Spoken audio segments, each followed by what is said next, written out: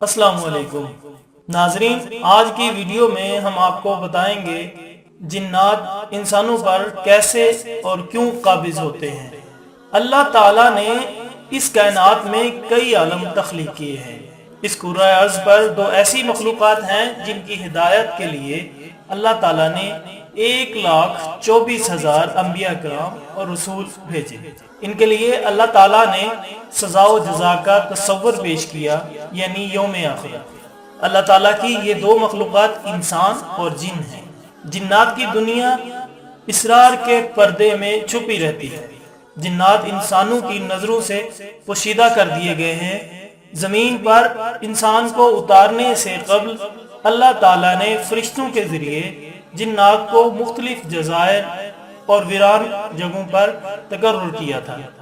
جنات کو بھیجنے کا واقعہ بھی دلچسپی سے خالی نہیں ہے۔ روایات میں آتا ہے کہ انسان کو زمین پر اتارنے سے پہلے اللہ تعالیٰ نے فرشتوں کے سردار یعنی ابلیس کو اپنی بارگاہ میں طلب کیا۔ ابلیس جنات میں سے تھا اور آگ سے پیدا کیا گیا تھا۔ اللہ تعالیٰ کے نہایت برگزیدہ فرشتوں میں شمار ہوتا تھا۔ اس کو رب تعالیٰ نے اس قدر علم عطا کر رکھا تھا کہ وہ اس علم کی بنیاد پر فرشتوں کا سردار بنا۔ ابلیس کو حکم دیا گیا کہ فرشتوں کی ایک جماعت کے ساتھ زمین پر اترو، اور جنات جو زمین پر فساد اور لڑائی جھگڑوں میں مشغول ہیں انہیں ویران جزائر اور پہاڑی غاروں میں قید کر دیا جائے، جو ایک خاص مقررہ وقت تک وہاں پر قید رہیں گے۔ ابلیس بارگاہ الہی سے حکم لے کر فرشتوں کی ایک جماعت کے ساتھ زمین پر اترا اور جنات کو نہایت قلیل وقت میں مختلف ویران جزائر اور پہاڑی غاروں اور ویرانوں میں قید کر دیا، جو کہ ایک روایت کے مطابق حضرت سلیمان علیہ السلام کے دور تک قید رہے۔ پھر اللہ کے حکم کے تحت انہیں آزادی ملی اور وہ دنیا میں چلنے پھرنے لگے۔ جنات کو قید کرنے کے بعد عرش الہی تک ابلیس کا فرشتوں کی جماعت کے ساتھ سفر شروع ہوا۔ دوران سفر ابلیس کے دل میں غرور اور تکبر نے سر اٹھایا۔ اس نے نہایت قلیل وقت میں نہایت طاقتور جنات کو قید کرنے سے متعلق غرور کیا۔ اس بات کی خبر اللہ تعالیٰ کو تو ہو گئی، مگر فرشتے اس سے بے خبر رہے۔ روایات میں آتا ہے یہ پہلا موقع تھا جب ابلیس نے غرور کیا۔ جب اللہ تعالیٰ نے اس کے غرور کو تشت ازبام کرنے کے لیے آدم کے سامنے سجدہ کرنے کا حکم دیا تو ابلیس نے انکار کر دیا، کیونکہ جنات کو قید کرنے کے بعد اس کے دل میں غرور اور تکبر آ چکا تھا۔ ابلیس کہتا میں آگ سے بنا ہوں، یہ مٹی کی پیداوار، میرا اور اس کا جوڑ کیا ہے، میں اس مٹی کے پتلے کو سجدہ کروں۔ اللہ تعالیٰ کے حکم سے انکار پر ابلیس کو راندہ درگاہ کرتے ہوئے شیطان ٹھہرایا گیا۔ حضرت سلیمان کے دور میں اللہ تعالیٰ کا حکم اور مقررہ وقت پورا ہو چکا تھا، جس کے بعد جنات قید سے نکل کر دوبارہ زمین پر فساد برپا کرنے لگے۔ حضرت سلیمان علیہ السلام کے معجزات میں سے ایک معجزہ یہ بھی ہے کہ آپ شیاطین جنات کو قابو کر لیتے اور انہیں سزا کے طور پر دوبارہ قید میں ڈال دیتے تھے۔ جنات کے وجود کا ذکر قرآن کریم میں بھی ہوا ہے اور ایک پوری سورۃ جن کے نام سے موجود ہے۔ مسجد جن مسجد حرام کی شمال کی جانب 3 کلومیٹر کی مسافت پر واقع تاریخ اسلام کی عظیم یادگار سمجھی جاتی ہے۔ تاریخ میں اس کی شہرت کے اور بھی کئی واقعات ملتے ہیں، تاہم اس کی سب سے بڑی وجہ شہرت یہاں پر نبی اکرم صلی اللہ علیہ وسلم کے ہاتھ پر جنات کی ایک جماعت کا اسلام قبول کرنے کا واقعہ ہے۔ العربیہ کی رپورٹ کے مطابق مسجد حرام کے شمال میں 3000 میٹر کے فاصلے پر جہاں آج مسجد جن موجود ہے، جنات کی ایک بڑی جماعت نے حضور صلی اللہ علیہ وسلم کے ہاتھ پر اسلام قبول کیا اور آپ سے قرآن پاک سنا۔ اس موقع پر آپ صلی اللہ علیہ وسلم نے جنات کے سوالوں کے جوابات بھی دیے۔ مستند تاریخی مصادر سے معلوم ہوتا ہے ایک بار آپ جلیل القدر صحابی عبداللہ بن مسعود کو ہمراہ لیے رات کے وقت اس جگہ پہنچے۔ آپ نے عبداللہ بن مسعود کو ایک خاص مقام سے آگے بڑھنے سے منع فرمایا تاکہ کہیں جنات انہیں نقصان نہ پہنچا دیں۔ پھر آپ کی ملاقات جنات کے ایک گروپ سے ہوئی جنہوں نے اسلام قبول کیا۔ اور آپ سے اسلامی تعلیمات حاصل کرنے کے بعد واپس چلے گئے۔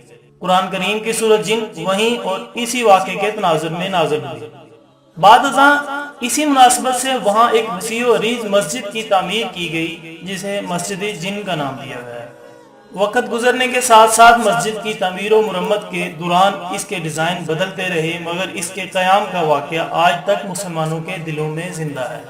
حرمین شریفین کی زیارت کا شرف حاصل کرنے والے مسجد جن کی زیارت بھی کرتے ہیں۔ ماہ سیام میں یہاں افطار کا خصوصی انتظام کیا جاتا ہے، جہاں دنیا بھر سے آئے زائرین عقیدت و احترام کے ساتھ اس مسجد میں حاضر ہوتے ہیں، عبادت کرتے ہیں اور افطار میں شرکت کرتے ہیں۔ ناظرین، جنات کے انسانوں پر اثر انداز ہونے کے واقعات بھی آئے روز ہمارے مشاہدے میں آتے رہتے ہیں۔ یہ انسانی جسم میں داخل ہو کر اس سے عجیب و غریب حرکات کرواتے ہیں، تکلیف پہنچاتے ہیں۔